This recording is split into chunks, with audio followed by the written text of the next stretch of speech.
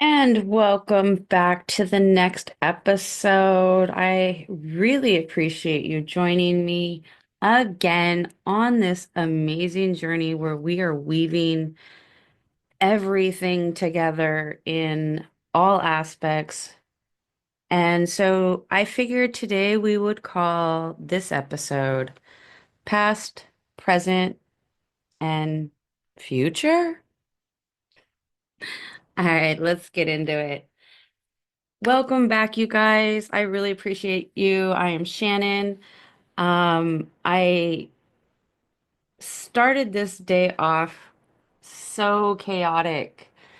Uh, when you are on a spiritual journey, you really have a chance to just have little things switched on, downloaded, uploaded, however you want to call it. And last night, all the way through my beautiful astro travel at night into this morning where the aha moment again happened and it made so much sense. Um, and so I'll get into that in a lot later episodes about how that all goes. But it does have a lot to do with the future that we are looking at right now with the Project 2025, just that whole thing on how it is really just assaulting us on all levels, all aspects, and in all forms. And so today I thought it would be a really great thing to just kind of dive a little bit back further into my past again and give you guys an understanding of some of the traumas that you may resonate with or you may not, but can help you to see the type of path that we must walk in order to, as fucked up as it sounds, that we must walk in order to have these lessons in life, um, good or bad. They are tragic and horrible things that happen, and the people that did them are monsters. And that's not giving them any type of pass or saying that you signed up to have this happen. So you have to deal with it, but it is a part of that contractual. I don't even like saying contractual, but that understanding of I came back again to do this so that I could understand from.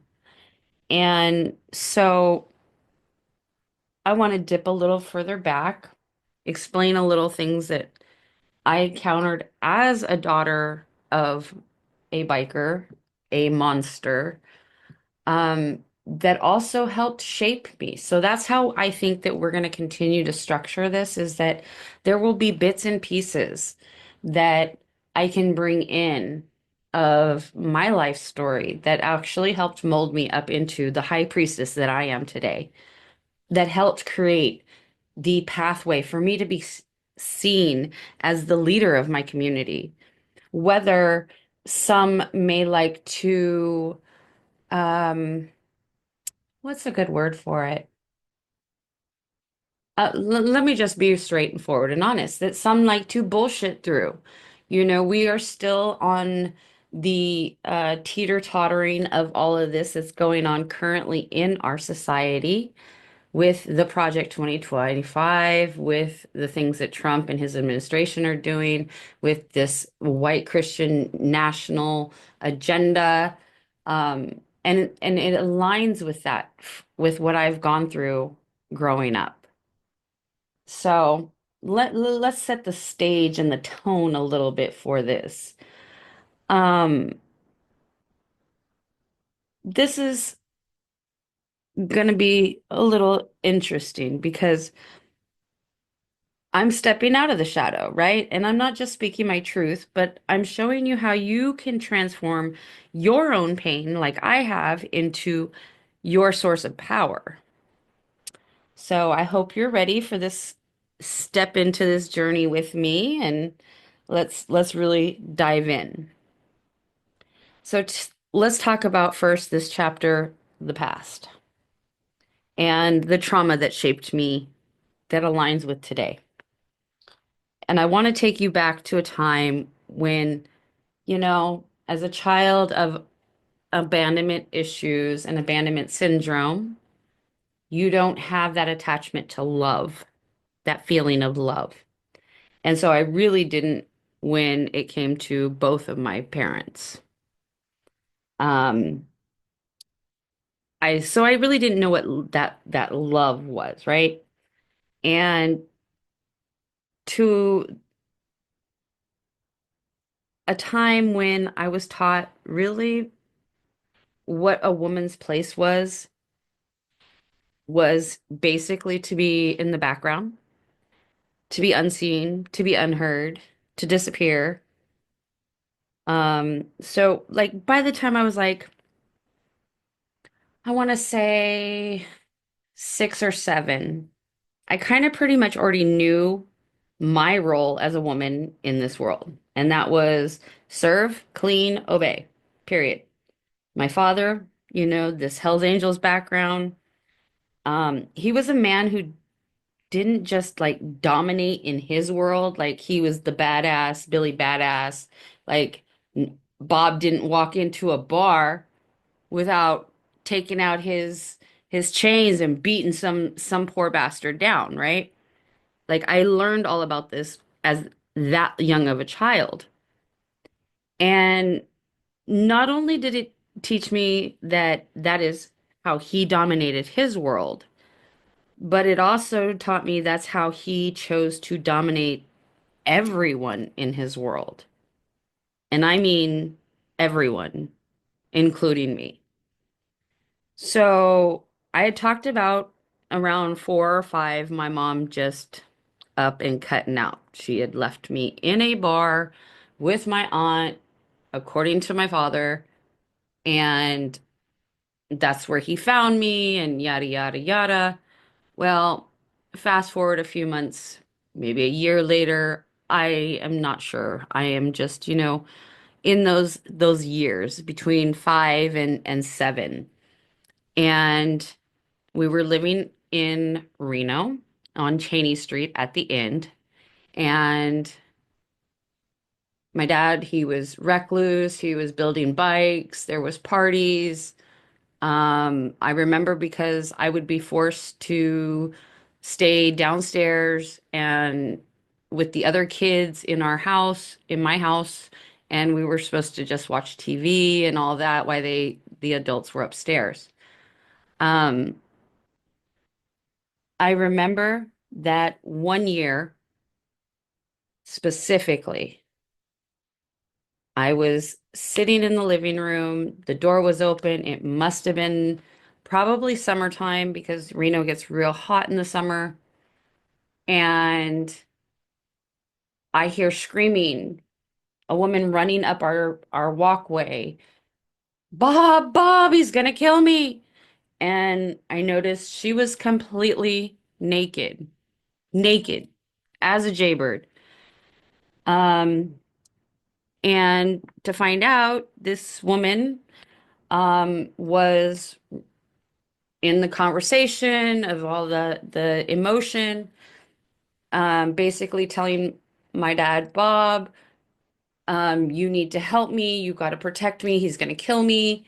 Um, I later learned through who this woman, she became my stepmom. Not gonna lie, he married her. She became my full-time stepmom. I thought she was the world. I really did because I didn't have a mother figure there. And she really kept me for the time that she was there, even though she was partying, drinking, and drugging and all of that. She really tried to keep me in, what's right and wrong, what error. So, anyways, seeing this woman and everything, I learned that she was the XO lady of a rival gang in Reno, the Mongols. And no, I'm so sorry. Wrong story. The Branded Few. And she was the President Keith's old lady at the time. And she was, like I said, the world to me. She really did try to be that mom. And it was just unfortunate that her own demons and her own um, karmatic debt that she needed to pay or traumas that she had went through had caused her to become who she was. So I really learned at that point that my earliest memories weren't of like the dad that cares, right? Or that loved me. Um, he was the man that demanded obedience, silence, um, and for me to take my place as a woman. Um, I don't ever remember any sexual abuse by him. It was always physical and mental. So we can put that out there and put it on the shelf and kind of clear that off. Um, I do see how though in those early experiences, it like really set the stage for everything that would come all the way into my life now. Um, I also remember that around that time, right before my stepmom came into the picture and that whole episode happened, that I was already feared of this man, in fear, in total fear. Um, and it was probably because that's when he probably started to lash out at me and be abusive towards me. Um, and I know it was because some years later, my stepmom had brought her daughter into the home, and she had already had a lot of problems with the law or her own little things, and she convinced me to grab money out of my dad's wallet so that she could have lunch money because he wasn't going to give it to her because it wasn't his child.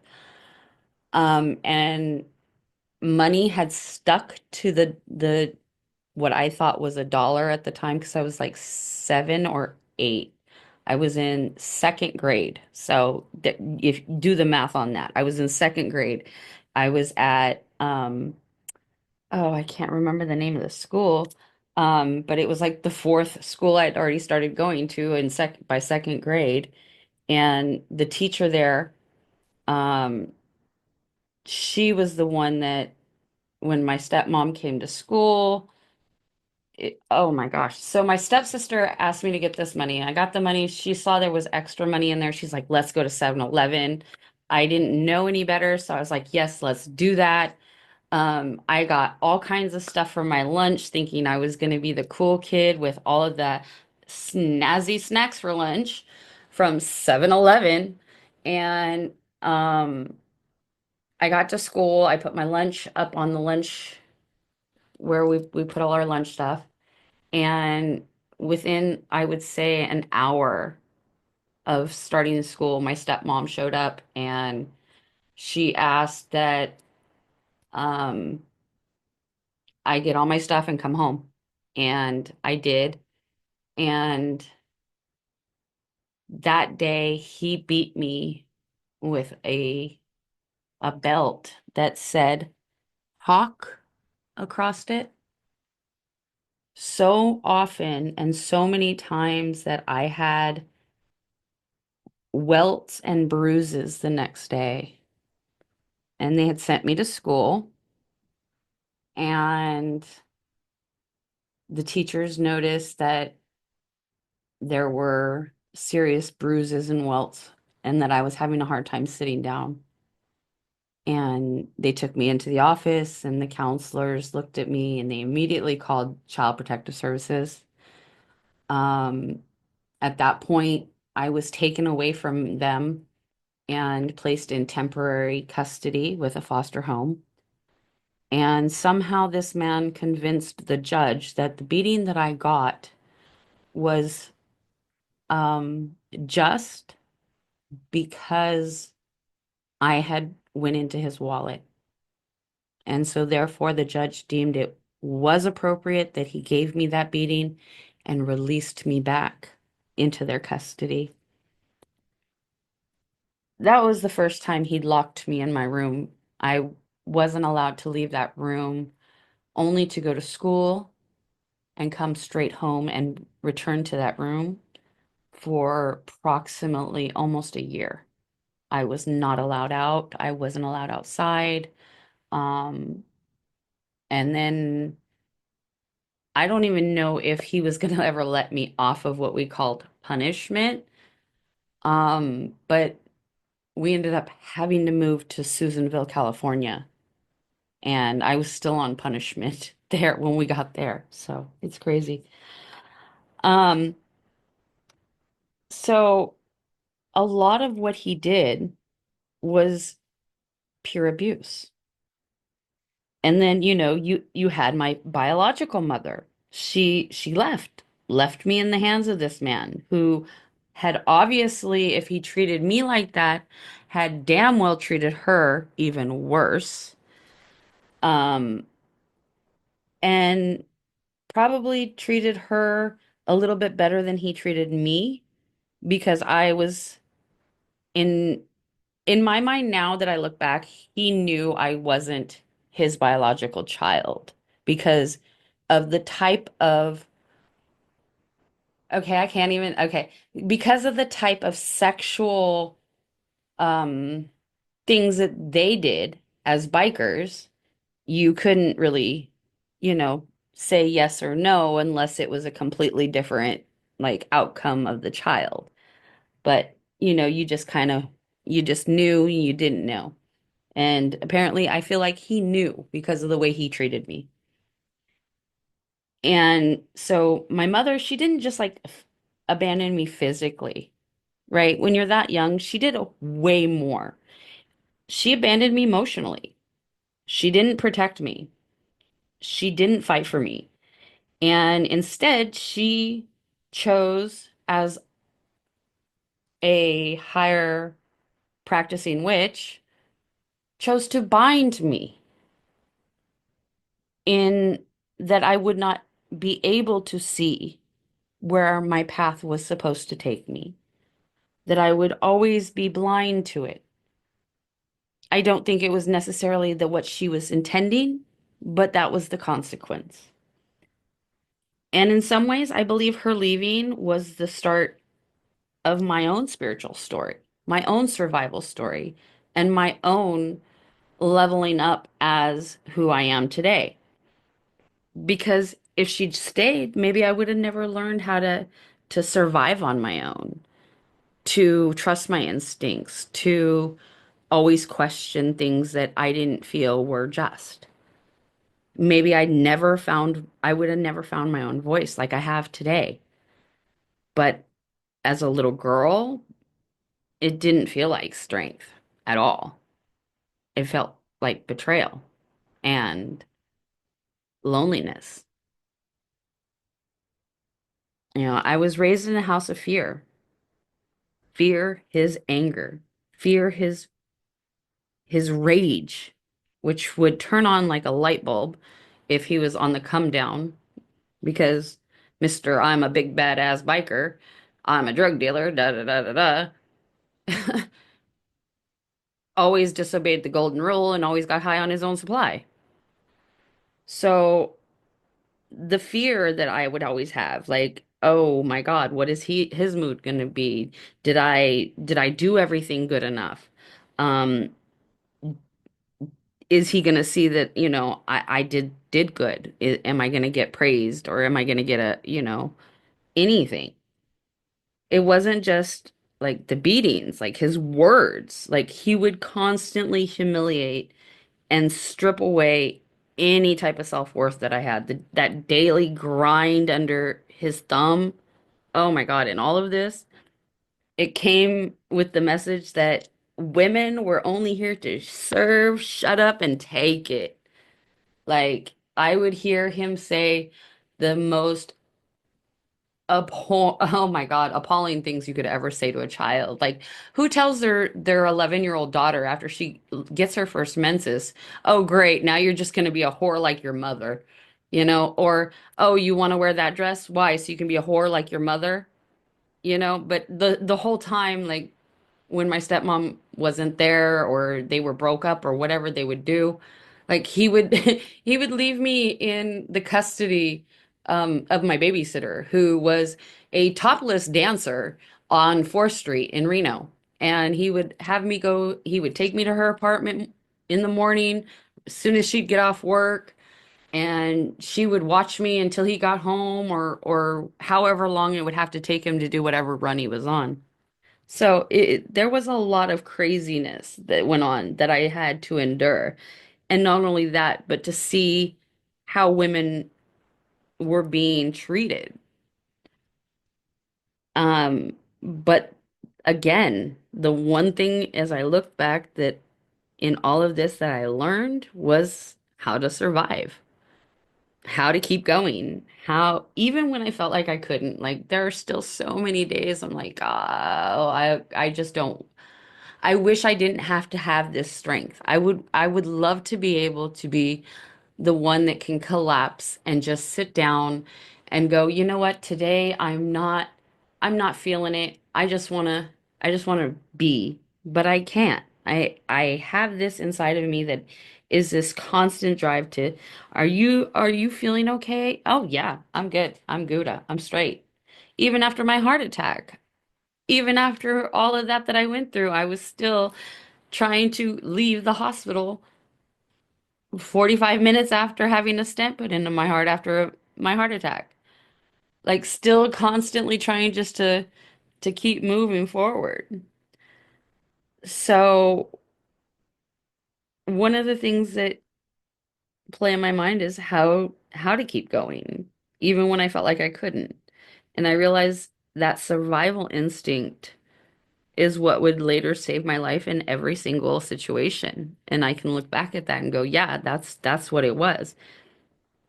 Because by that time I turned 11, after all of that abuse, I said, to hell with this. I'm out. Fuck you people. I'm gonna do it on my own. So, all right. Now you see how that is, right? You see how that builds in. Let's talk about what we have today in this chapter now of the present. And that's how stepping into this power and finally showing myself and using my voice can help you. So here's the thing about surviving trauma. It doesn't end when you walk away from the pain. The memories, the conditioning, the shame, all of it stays with you until you make the conscious choice to begin to heal from it. And I don't mean heal and let go. No, I mean heal and learn to take that pain and shift it into your greatest accomplishment and transmutation. After I left my father's house and I went from place to place, I found myself falling deeper into the patterns that I had learned from being in his environment, being on the outs, being on my own. What I learned to hide. I learned to shrink. I need learned to be unseen, and I learned to be small.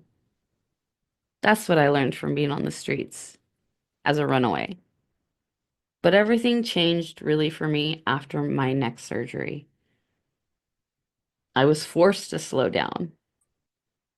I was forced to, sorry about that. Again, I had no choice but to finally sit and face all the silence. And in that silence, I began to hear something I never heard before. My own voice. What a powerful thing that was. It was like a whisper at first, but the more I listened, the louder it would become. And what I heard was simple. It's not over. You're here for a reason. Simple. It's not over. You're here for a reason. So I dug my feet in deep and I started doing that hard work, the real hard work, the shadow work, that ooey gooey, disgusting, nasty, facing every bit of it shadow work. And that's when I started piercing through the fractured parts of myself. And that work brought me to my most life-altering moment. And that's when I had my recent heart attack, followed by those 3 cardiac arrests. It was my ultimate wake-up call and my initiation. Something told me again, you're not done. You're here for something bigger. And I knew when I was on that table and I could feel the body, this shell I was in, beginning to become suffocated from the intubation tube and the misplacement I think that they had, and the fact that there was a mucus starting to build up and choke off my airway. And I pulled it. If y'all seen Kill Bill, when you sat there, she sat there and she told her, wiggle your feet, wiggle your feet. I tell you, that's what I did. I did that and I did it over and over again. I willed myself out of my shell that I was in, that was dying, to alert them that I needed assistance and I needed assistance now before I died. And I got it. So I know and I can believe fully that I am here for something bigger. And after that experience is when I truly found the courage to step into this path that I had always been called to do, the path of the high priestess, the path of Hecate, the goddess of transformation, power, and wisdom. And then to have Morgana with me as well, to have Nephesis with me, to have the goddess Atabe with me in all of her squatted glory. I knew it didn't just become, I didn't just become this high priestess overnight. I didn't just turn around and one day decide, I'm going to start calling myself a high priestess. It had nothing to do with that.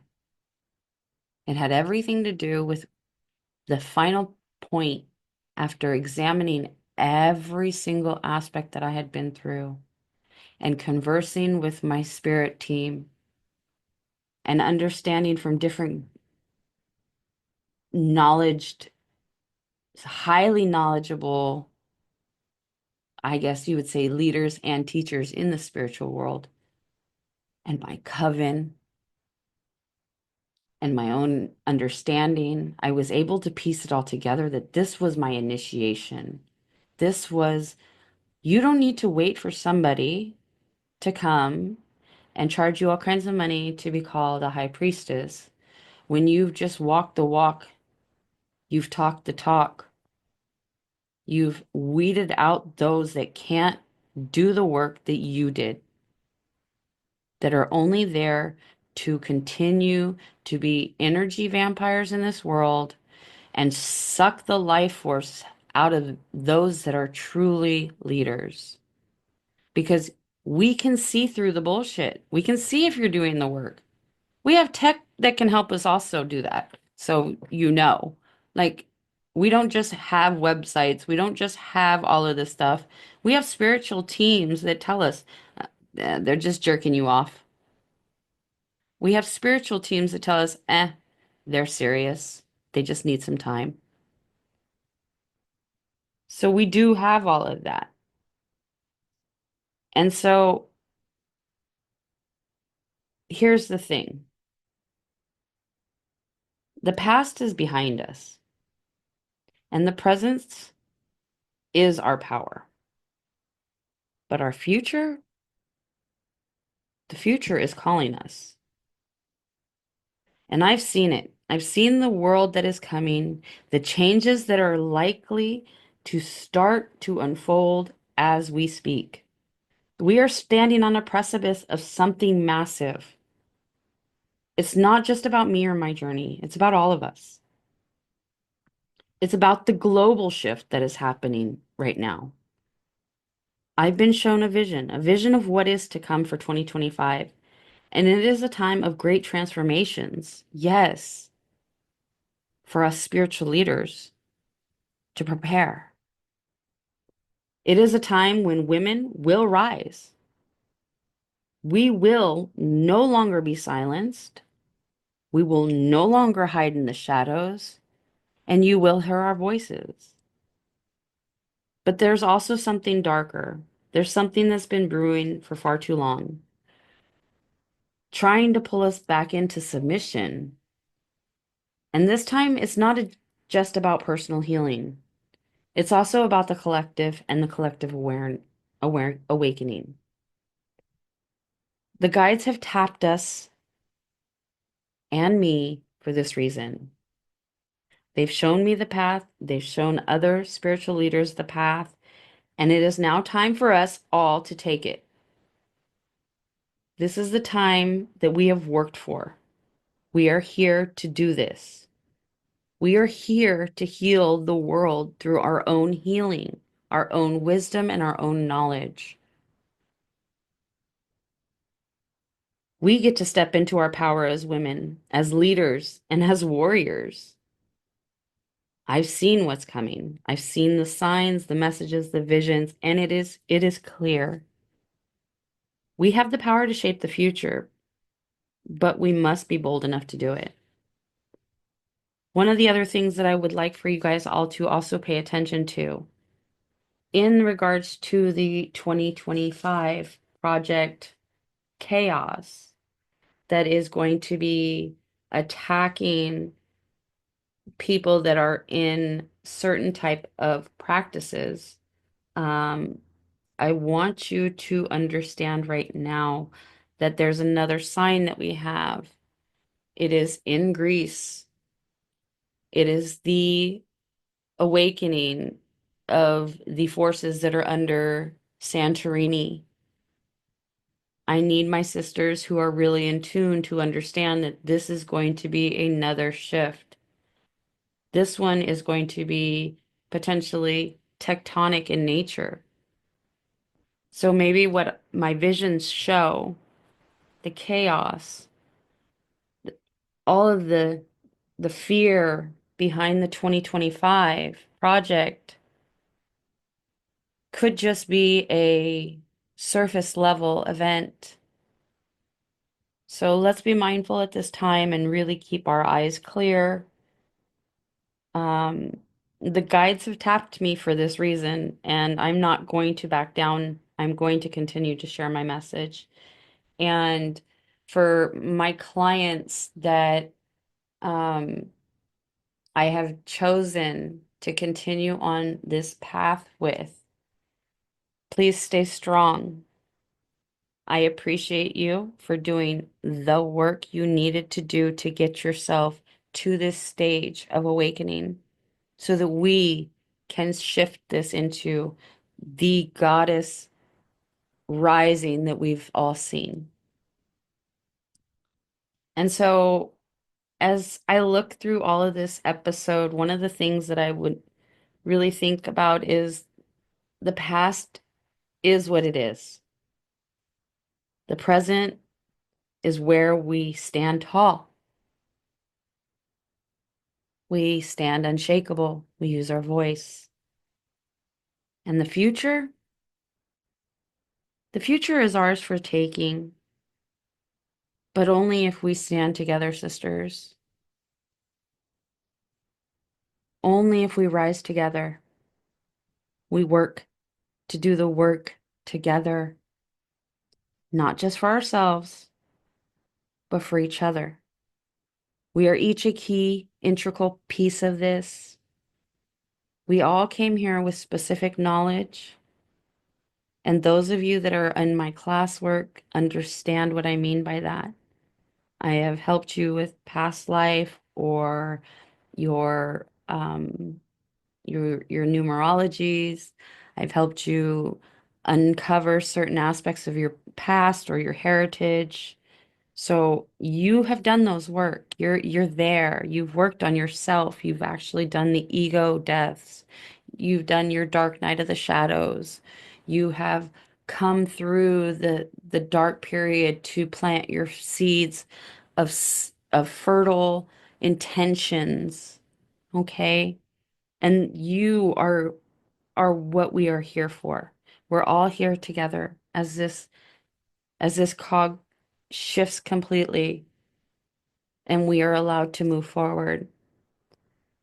In my next episode, I'll be sharing more about the time I spent on the streets in and out throughout the episodes.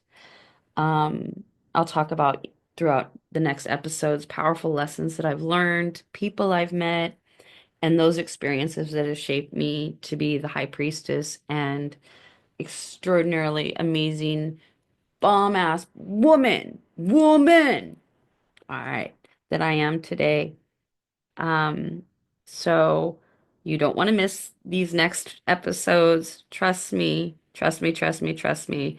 In this next episode, we're going to jump back into the Project 2025 deeper, um, deeper with more of the threats, specifically when it comes to hoodoo, Santeria, voodoo, um, anything that really has to do with our ancestral heritage, cultural practices that were stripped, robbed, stolen, oppressed, and hidden, that we will now need to continue to cultivate, to build, and to tuck away so that we may bring that forth in our next generation or our next shift.